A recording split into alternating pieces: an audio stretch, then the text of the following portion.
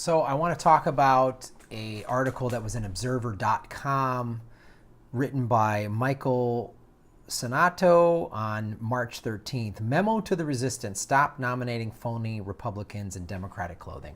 It's a very interesting article because it talks about how the Democratic Party keeps moving to the middle to be moderates, and every time they do that, it's failed, and it goes into some evidence of that. And the question keeps being asked, and I've even asked it on this show. The Democratic Party's not getting it, they're not listening, and they're blaming whatever, Bernie supporters, or we're tired of the purity tests. And I'm beginning to wonder if it's not that the Democratic Party doesn't get it, but they don't care. They entirely get it. They're getting the same data. They're seeing all the people leaving them. They're getting all the numbers that I'm going to read to you right now. And they're going, yeah, we don't care. Because if we go to the left, if we go to the progressive, if we go to the Bernie-crats and people like that, then we'll lose our big corporate money. So we don't care, because as long as we keep getting the big paychecks from Big Pharma, Wall Street, and everybody else, then who cares if we win?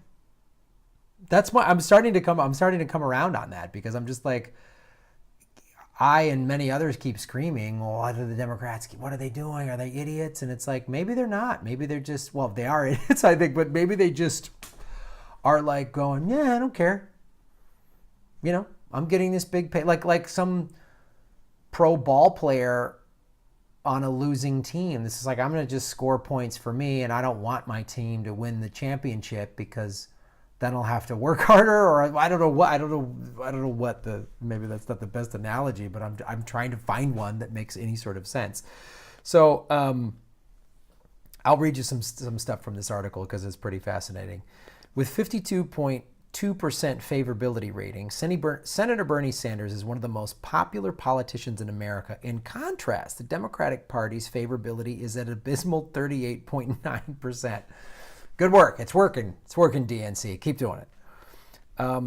Hillary Clinton's candidacy contributed to the demise of the Democratic Party into the ground. An obvious solution to revive the party, which Democrats are taking, is to adopt the bold progressive policies that have won Sanders the support of millions of Americans. However, instead of viewing Sanders and his populist progressivism as a solution, Clinton loyalists are doubling down on the strategies that failed them during the 2016 election. Yeah, that kind of stuff is where I go, they're well aware of it and they don't care, or they're just so not going to give up their power. They're just not, because if they go too progressive, then, Hillary can't make hundreds of millions of dollars through her foundation, her and her husband, and they can't get paid to speak at Goldman Sachs, and they can't sell uranium to the Russians, and they can't do any of these things. So it's, and then there's also people within the media that are kind of supporting this bad Democratic strategy. Like, a Huffington Post article published on March 10th entitled Memo to the Resistance labeled Trump. It went viral, and it talked about how debasing Trump is a good strategy. And it's like, actually, no, because it won't be the undoing of Trump. Because in truth, according to this article, Clinton's campaign was predominantly run on character attacks, which is part of her problem. She didn't have policy. She didn't have, say what you want to say about Trump's crazy thing, and he said the racist and the xenophobia. He said this is what he was going to do. He was going to ban Muslims. He was going to build a wall. He's doing these things. He's trying to do these things. He's going to bring back American jobs. Like, I've gone in detail of how these things aren't good for America and how they're not really work and they're scams and everything. But he said he had these clear strategies. He said them, and now he's trying to implement them. And Hillary and the Democrats just say platitudes, and just being "we're not Trump" isn't enough. And that's the study by Wesleyan University found that Clinton avoided policies in favor of personal attacks to levels unseen in the past 4 presidential elections. Clinton's most hyperbolic supporter in the media, Blue Nation's review Peter Dow, went on a recent Twitter rant about how the resistance against Trump only benefits him. That's the other thing. Yeah, these Clinton loyalists within the media, and all they do is play to the Trump, oh, the media is all liberal and they're fake. He plays to that, like the Donna Brazil thing. It's like you just handed him a victory. Donna Brazil feeding Hillary questions before the debate. You're letting them. It's almost like the Trump team just knew how arrogant the Democrats and the Clintons would be, and they just knew it. They just banked on it, and that's what this thing. And here's a quote. Bannon has explicitly said that the fury of the opposition is perceived as validation of success. Friction gives them faction. That's what they're doing, and then you got crap like the Politico article published on March 11th further propagated the erroneous claim that Sanders and the progressives are a hindrance to the Democratic Party's recovery rather than its solution.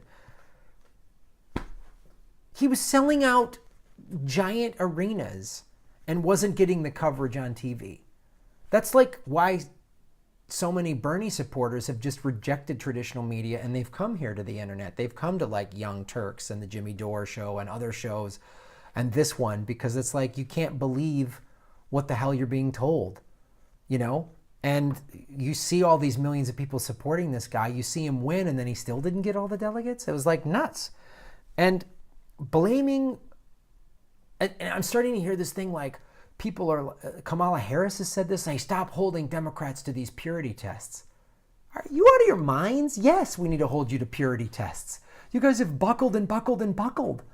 Do they not? They act like they haven't lost the White House, Congress, the Senate, and then like 2/3 of the governorships across the country and like 900 state seats. What are you doing? And your plan is to keep going in the middle? I mean, Bill Clinton kept taking us towards the middle. It's unbelievable. It's like, and here's a great quote. When there's no difference between the candidates, Democrats don't vote and Democrats lose, wrote former Republican Alan Grayson for Huffington Post in 2015, citing the Florida governor race between Republican Rick Scott and Charlie Crist, a former Republican turned Democrat. Scott won the election in part due to poor voter turnout. When we put up a pseudo-Democrat or a neo-Democrat or a quasi-Democrat or a semi-Democrat for Team Blue, our voters are not amused. They are not fooled, and we only hurt ourselves. It's just, it's unbelievable.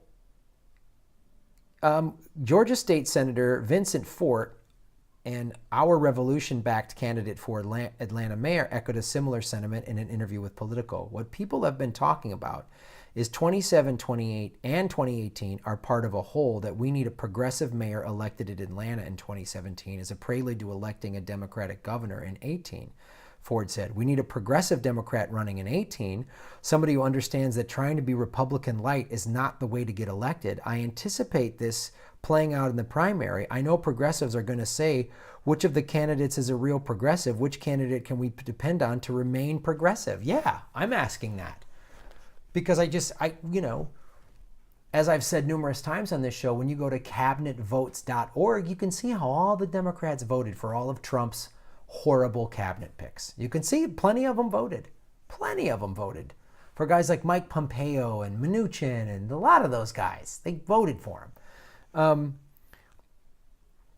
Here's a quote. In 1952, Harry S. Truman explained the dynamic that Democrats lose when they shift to the center. Quote, when the Democratic candidate allows himself to be put on the defensive and starts apologizing for the New Deal and the Fair Deal and says he really doesn't believe in them, he is sure to lose.